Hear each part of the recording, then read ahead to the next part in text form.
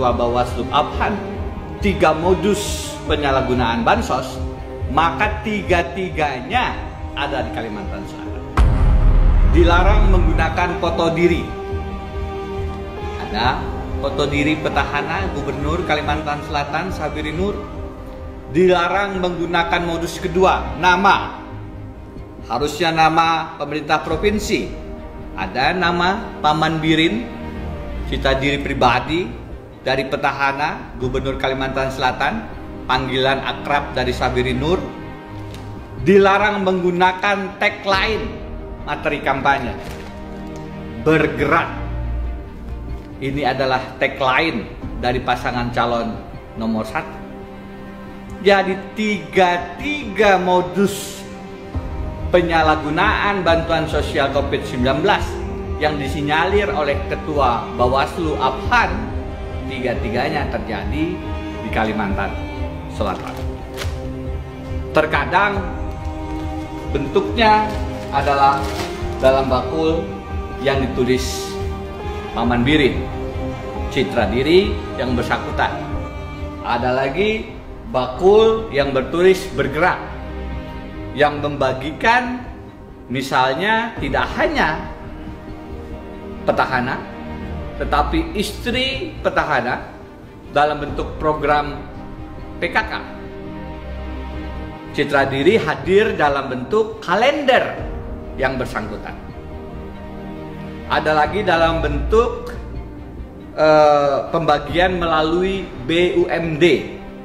Ada Bank Kalsel, ada Ambapes.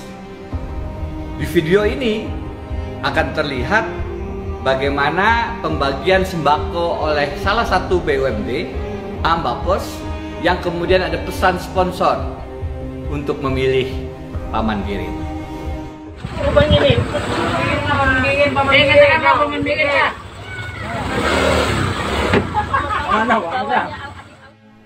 Hal lain yang perlu diingat dan ditegaskan adalah bahwa citra diri dalam bantuan sosial sembako ini hampir identik dengan alat peraga kampanye.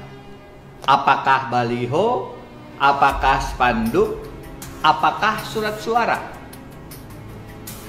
Di sini terlihat, coba kita bandingkan foto petahana dengan foto di kertas suara dan baliho atau spanduk ini.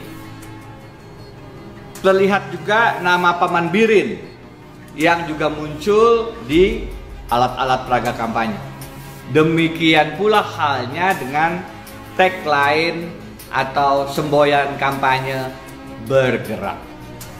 Jadi dana bantuan sosial COVID-19 dalam bentuk sembako jelas-jelas disalahgunakan sebagai bagian dari kampanye terselubung oleh petahana yang dilarang berdasarkan pasal 71 ayat 3 Undang-Undang Pilkada. Karena itu sangat jelas bahwa telah terjadi penyalahgunaan kewenangan, telah terjadi penyalahgunaan program, telah terjadi penyalahgunaan kegiatan.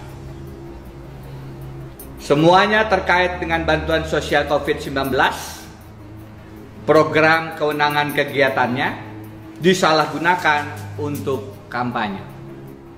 Satu hal penting yang juga harus digarisbawahi yang terjadi di Kalimantan Selatan adalah bagaimana pelanggaran bantuan sosial COVID-19 itu dicoba dilegitimasi melalui produk hukum. Gubernur petahana Sabiri Nur mengeluarkan surat edaran nomor 800 tanggal 14 April 2020 yang meminta agar pegawai ASN pemerintah provinsi untuk menyumbangkan 2,5% tunjangan ASN-nya yang pada gilirannya digunakan untuk bantuan COVID-19.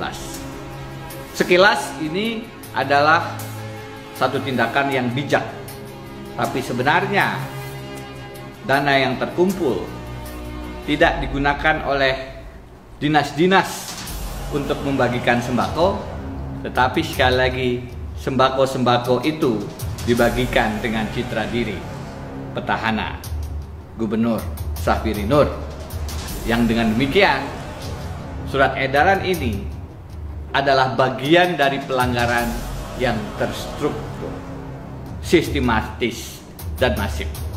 Karena menggunakan kewenangan gubernur direncanakan melalui surat edaran dan disebarkan ke seluruh wilayah kabupaten kota di Kalimantan Selatan. Satu fakta yang ingin saya jelaskan juga adalah bagaimana pembungkusan beras ini dilakukan oleh pegawai pemerintah provinsi. Ini jelas-jelas penyalahgunaan kewenangan, program, dan kegiatan. Di video dan foto ini terlihat dengan jelas bagaimana pegawai pemerintah provinsi disalahgunakan untuk membungkus beras dengan stiker citra diri Paman Birin, gambar Paman Birin, tagline bergerak untuk kampanye terselubung petahana. Ini semua adalah bukti-bukti yang tidak terbantahkan. Ini semua adalah bagian dari pelanggaran secara nyata, secara terang benderang atas pasal 71 ayat 3 Undang-Undang Pilkada. Di banyak wilayah pelanggaran semacam ini diganjar dengan pembatalan pasangan calon kepala daerah. Kita meminta hal yang sama di Bawaslu. Sayangnya putusannya masih belum sesuai harapan.